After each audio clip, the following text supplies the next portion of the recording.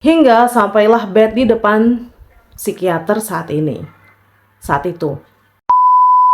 Assalamualaikum warahmatullahi wabarakatuh. Hai, apa kabar? Semoga selalu sehat dan selalu bahagia. Dan terima kasih udah mampir ke video ini. Selama ini yang aku tahu ya, bahwa psikopat itu kebanyakan dari orang dewasa. Tapi gimana jadinya kalau bocah 6 tahun memiliki tanda-tanda psikopat? Tidak memiliki emosi, nggak memiliki ekspresi, mukanya itu datar, dan nggak kebayang usia sedini itu memiliki trauma yang hebat. Gak usah lama-lama, kita langsung aja ke ceritanya.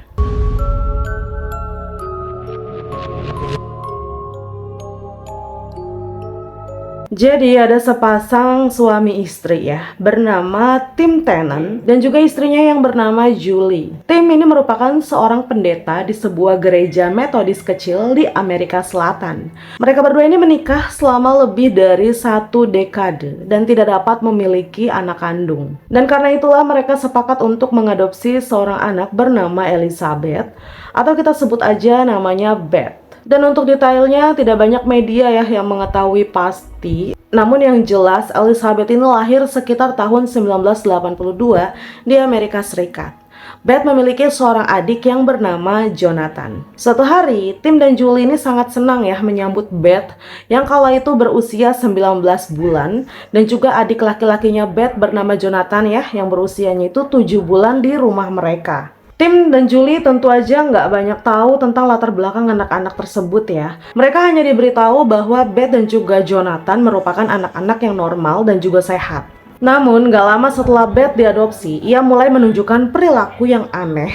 Dan untuk seukuran bocil ya, ini mengerikan. Karena pernah ketika Beth masih balita, ia menyingkirkan sarang anak burung dari pohon.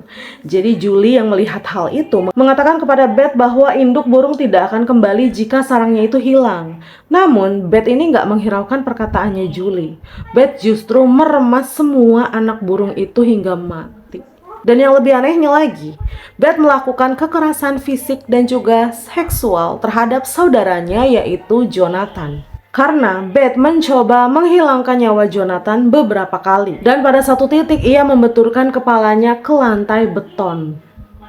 Beth juga tidak merahasiakan keinginannya untuk menghilangkan nyawa saudaranya. Dan ia juga mengungkapkan keinginannya untuk menikam orang tua angkatnya. Dan ketika ia tidak mengancam akan melakukan kekerasan, Beth justru melakukan masturbisa pada waktu yang tidak tepat. Terkadang bahkan di tempat umum. Bayangin aja, itu masih bocil. Melihat keanehan-keanehan tersebut, Tim dan juga Julie merasa takut dengan putri angkatnya yang aneh dan juga mengerikan. Tim dan Julie Tennant terpaksa mengunci Beth di kamarnya setiap malam untuk melindungi saudara laki-lakinya, beserta dengan diri mereka sendiri dari amarahnya Beth. Namun mereka juga tidak dapat hidup dalam ketakutan di rumahnya sendiri selamanya, ya kan? Dan saat Beth menginjak usia 6 tahun, mereka memutuskan untuk mencari bantuan profesional. Akhirnya Beth didiagnosa dengan gangguan keterikatan reaktif atau RAD, respon trauma berat yang terjadi pada anak-anak yang tidak membentuk ikatan emosional dengan pengasuhnya. Kondisi kesehatan mental ini hanya didiagnosa pada kasus yang paling ekstrim. Menurut klinik Cleveland, diperkirakan sekitar 1 hingga 2% anak menderita RAD, tetapi jumlahnya diyakini lebih tinggi untuk anak-anak yang berada dalam sistem pengasuhan sementara. Beth diperiksa oleh seorang psikolog yakni Dr. Ken Magid. Saat pemeriksaan, Beth mulai perlahan mengungkap akar traumanya, pelecehan dan pengabaian berat yang dialaminya di tangan ayah kandungnya pada tahun 1990. Beth juga menceritakan ketika ia baru berusia 1 tahun, ibu kandungnya meninggal dunia dan meninggalkan Beth beserta dengan saudara laki-lakinya yang baru banget lahir yaitu Jonathan. Bahkan gak sampai di situ ya, dengan ayah kandung mereka yang kasar dan juga suka melakukan kekerasan. Ayah kandung Beth ini telah melakukan kekerasan seksual terhadapnya selama berbulan-bulan. Ayahnya ini menelantarkan Beth dan juga Jonathan. Ayahnya tentu aja menyiksa Jonathan juga. Hingga pada bulan Februari 1984, kedua anak tersebut dipindahkan dari rumah ayah mereka. Departemen Layanan Sosial kemudian memberitahu dua calon orang tua angkat bahwa mereka memiliki 2 anak kecil yang siap diadopsi. Beth dan juga Thomas akhirnya diadopsi oleh Tim dan juga Julie. Hingga sampailah Beth di depan psikiater kala itu. Para penonton tercengang oleh perilaku Beth yang mengganggu dan pengakuan yang dibuatnya ini selama rekaman terapinya dengan Dr. Ken Magid.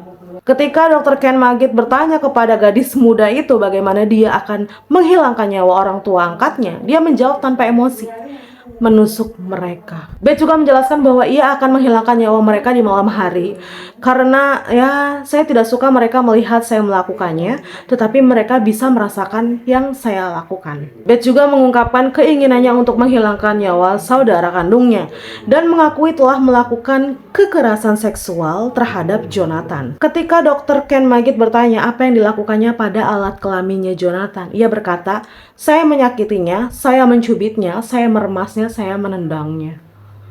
Dan yang lebih mengganggu lagi adalah masa lalu Beth dengan ayah kandungnya tentu aja, yang telah menyiksa Beth dan juga Jonathan dengan brutal. Ayah Beth ini sering sekali memukuli Beth yang kala itu tentu aja berusianya baru 1 tahun.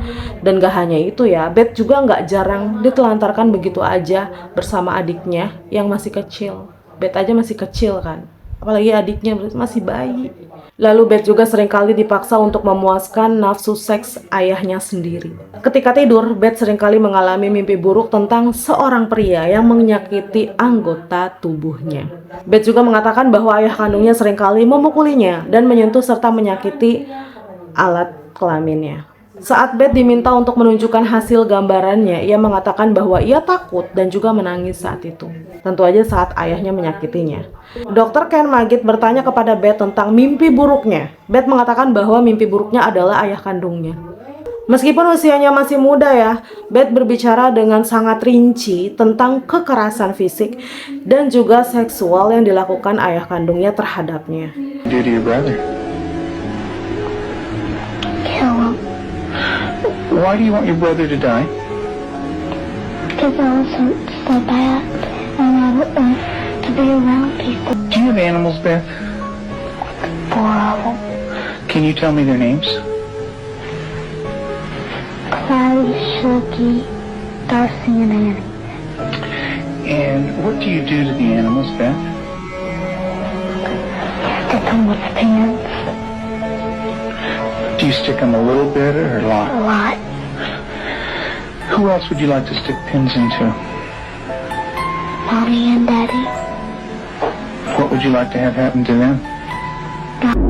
Setelah Beth menyelesaikan sesinya dengan Dr. Ken Magid, psikolog tersebut memutuskan bahwa gadis itu harus dipisahkan sementara dari keluarga angkatnya karena ia masih memerlukan terapi intensif untuk sembuh. Beth kemudian ditempatkan dalam perawatan Colonel Watkins, seorang terapis yang mengkhususkan diri dalam terapi modifikasi perilaku intensif. Di bawah perawatan Watkins ini sangat ketat terhadap Beth ya, yang mengharuskan Beth untuk meminta izin untuk makan, menggunakan kamar mandi, dan hampir semua hal lainnya.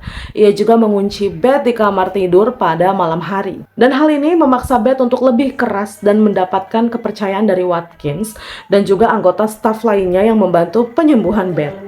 Hanya dengan begitu, Beth akan mendapatkan hak istimewa dan juga kebebasan lebih untuk melakukan apa yang diinginkannya. Tanpa terasa ya, lambat laun perubahan demi perubahan pun terjadi.